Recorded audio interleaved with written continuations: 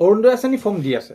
এতিয়া ফৰ্ম আপোনালোকে ক'ত কি জমা দিব, ফৰ্ম সঁচাকৈ দি আছে নে নাই, কোনসকলে পাব, কেনেকৈ কি কৰিব লাগিব, সকলোখিনি আগন্তুক সময়ত নতুন ফৰ্ম কেতিয়া কি বা এই বিষয়টো সঁচাকৈ দি আছে নে নাই, মুখ্যমন্ত্ৰী মহোদয়ে এই বিষয়টোৰ ওপৰত কি ক'লে, সকলোখিনি আজি এই ভিডিঅ'ৰ জৰিয়তে আপোনালোকক জনাবলৈ গৈ আছোঁ।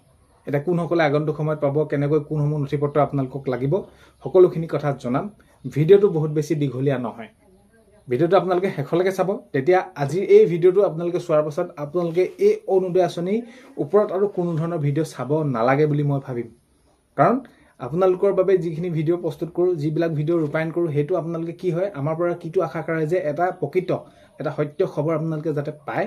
আৰু আপোনালোকক এইটোৱে উদ্দেশ্য, আমি ভিডিঅ'ৰ জৰিয়তে আপোনালোকক জনাটো যে আপোনালোকক কোনো ধৰণৰ বিভ্ৰান্তি সৃষ্টি কৰিবৰ বাবে নহয়, এটা যাতে আপোনালোকক সঠিক খবৰ দিব পাৰোঁ। আৰু কাৰণ কেলৈ আপোনালোকক মই এইটো কওঁ যে চেনেলটো আপোনালোকে ছাবস্ক্ৰাইব কৰি ৰাখিব। তো ছাবস্ক্ৰাইব কৰি ৰখাৰ বিনিময়ত আপোনালোকক মই কি দিব লাগিব, যে এটা প্ৰকৃত খবৰ দিব লাগিব, যিটো নেকি আপোনালোকে বিচাৰি আছে সেইটো। এতিয়া বহুতে বহুতভাগে কৈ আছে, আপোনালোকে জানিব বিচাৰিছে মুখ্যমন্ত্ৰী মহোদয়ে শেহতীয়াকৈ কোনখিনি কথা ক'লে। এতিয়া বিশেষকৈ অৰুণোদয় আঁচনি ফৰ্ম জমা লৈ আছেনে, যদি জমা লৈ আছে আপোনালোকে ক'ত দিব লাগিব, যদি আপোনালোকে পোৱা নাই ক'ত কি কৰিব লাগিব, এই সকলো বিষয়খিনি ক'ম।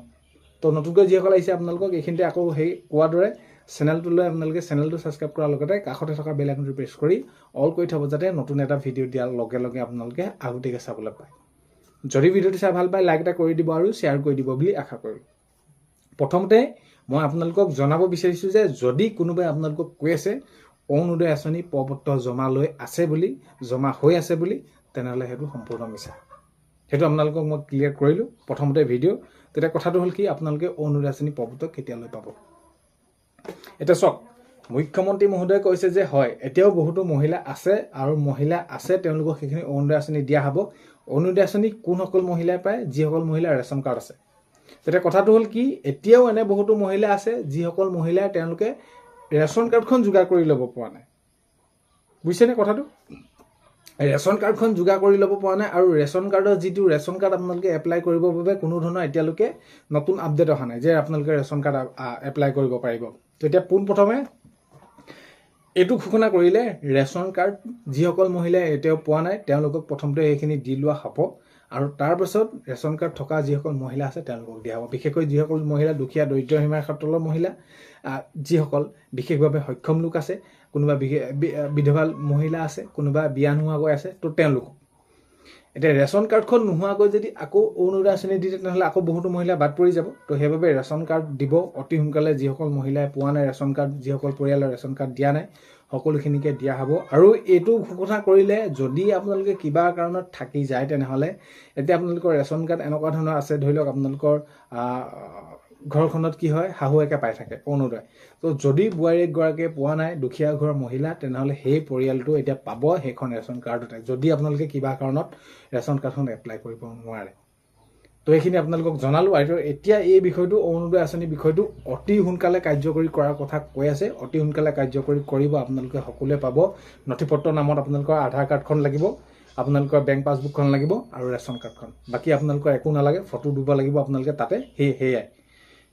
এতিয়া ফৰ্ম দি আছে নাই বুলি আপোনালোকে বহুত বেছি কৈ আছে, ফৰ্ম দি থকা নাই।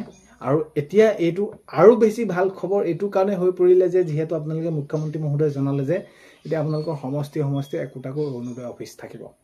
যে আপোনালোকে প্ৰথম পৰ্যায়ৰ পৰা পাই আছিলে, কিবা কাৰণত আপোনালোকে কাটি দিলে, সেইটো পোৱা নাই আপোনালোকে, তেনেহ'লে আপোনালোকে আগন্তুক সময়ত পাব। তো এতিয়া তেনেকুৱা বহুতো হৈ আছে, কাৰণ কেলৈ 9,000 টকা পোৱা সময়ত খেলি মেলি হ'ল গোটেই অৰুণোদয়খন। এতিয়া ওপৰৰ ফালৰ পৰা এতিয়া পোনপ্ৰথমে এই যি অৰুণোদয় আঁচনিখন তদাৰক কৰে গুৱাহাটীৰ পৰা, মুখ্যমন্ত্ৰী মহোদয়ে সেইটো কথা কৈছে। তো খেলি মেলি লগাই ক'ত আপোনালোকৰ পঞ্চায়তত হওক, ৱাৰ্ড মেম্বাৰ হওক, তো এইবিলাক যাক দায়িত্ব দিয়া হয় সেইবিলাকে কি কৰে, এতিয়া বহুতো মহিলা নিৰ্বাচনৰ আগত সকলো কাটি শেষ কৰি দিলে। বিশেষভাৱে সক্ষম লোকৰ বাবে এই আঁচনিখন ৰূপায়ণ কৰা হৈছিলে, সেই সক্ষম লোকসকলেও নাম কাটি দিলে।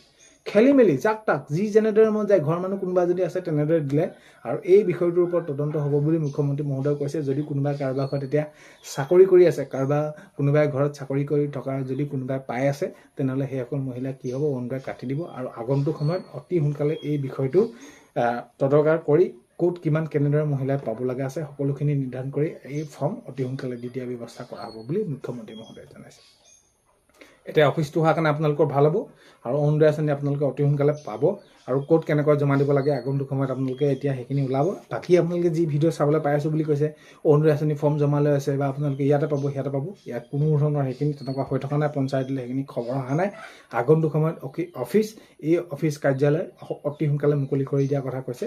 তাত সকলোখিনি আপোনালোকে ওজৰাপতি অৰুণোদয় আঁচনি খবৰ সকলোখিনি আপোনালোকে এই অফিচ কাৰ্যালয় মুকলি কৰাৰ লগে লগে আপোনালোকে তাতে কি কৰিব পাৰিব, খবৰসমূহ আপোনালোকে লৈ থাকিব পাৰিব। অতি সোনকালে এইসমূহ কাৰ্যকৰী হ'ব।